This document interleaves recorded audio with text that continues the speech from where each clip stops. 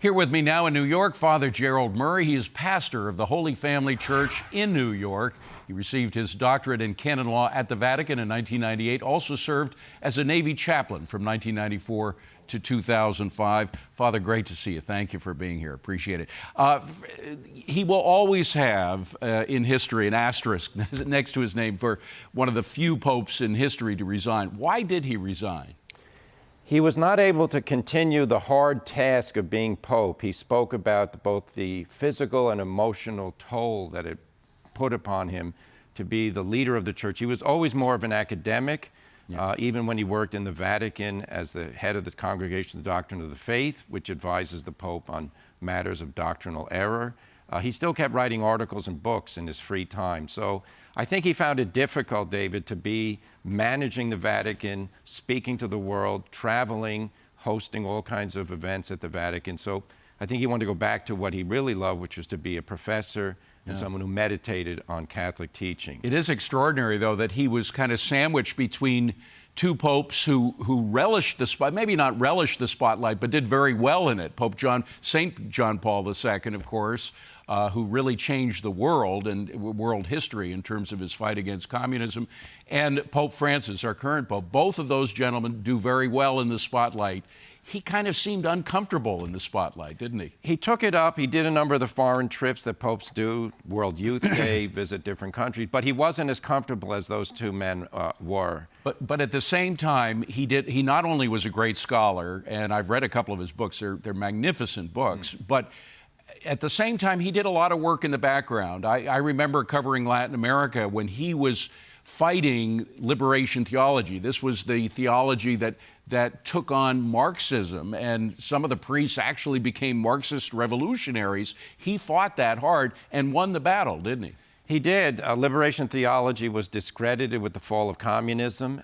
He fought that battle well. He wrote 2 documents at the request of John Paul II to try and set forth Catholic teaching, that Marxist theory is incompatible with Catholic teaching, Catholic understanding of humanity, human freedom.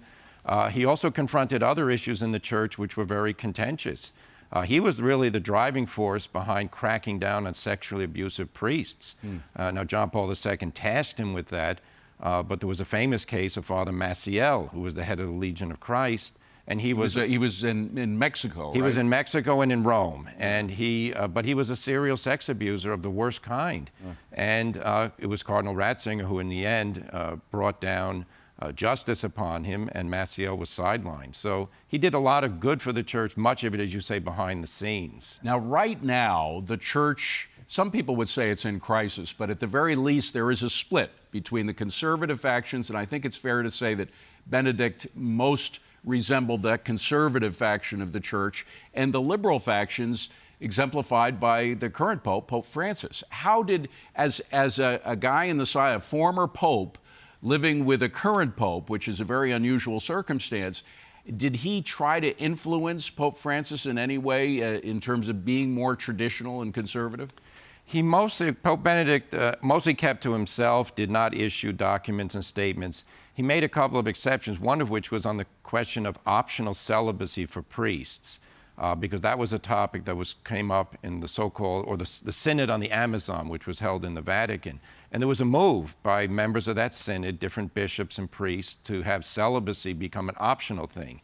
And as you know, if it becomes optional, then it loses its meaning, because then you get to choose rather than imitating Christ at the request of the church. So what happened was he and Cardinal Sarah, a cardinal in Rome from Africa, they authored a small book defending priestly celibacy as being of great value and a great gift of God to the church. On other topics, he did write a document about sex abuse and how to handle it, and he identified that its roots lay in kind of 60s ideology, anything goes, the sex revolution. And he loved humanity so much that he didn't want them to live down to their worst-based instincts. He wanted to lift them up to their best possible. Now, he was old enough to have known the Vatican II Council, right? Yes. And which took place in the 1960s, and he actually played a part in that, in the development of that. A lot of people say that's what led to the liberal movement in the Catholic Church, but he defended it. Well, he actually was more of a liberal theologian back at the council in the early 60s, but then following 1968, when there was a student revolt in Europe, he was horrified to see that people were turning away from truth and morality and embracing an anything goes attitude.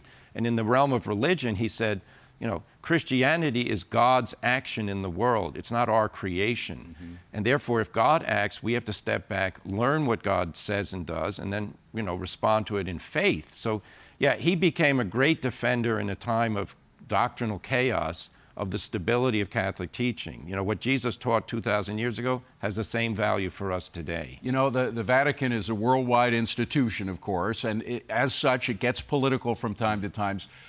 This current Pope has made certain movements in a political sphere, particularly in dealing with China, that a lot of people question. I mean, whether they made a deal with the Chinese government to give them authority in actually appointing bishops, which is an extraordinary thing. A lot of people say it's nonsense to have an atheist government, communist government, be involved in that. Did Pope Benedict speak out on those issues at all? Well, during his pontificate, he turned down making a deal with the Red Chinese Communist government because he did not want to surrender the power of the church into their hands. Pope Francis is much more comfortable in negotiating with communists. And, you know, my own view is you can't trust communists even if they're smiling at you and shaking your hand. In fact, that's probably the last moment you want to trust them. The Pope Benedict, no, he supported what we call the underground church, which are the Catholic Chinese faithful. Sad to say, Pope Francis, I think, has made a big mistake here, and Cardinal Zen in Hong Kong has said the same thing, and he's on the scene. So we only got 5 seconds. I have to ask, his predecessor, Benedict's predecessor, became a saint. Yes. You think the same thing might happen with him? You never know. In the mystery of God's providence, he was a very holy man. I met him a couple of times. He radiated humility. And if there's a virtue we need in the modern world, it's humility. Amen. Father Murray, thank you. Great to see you again.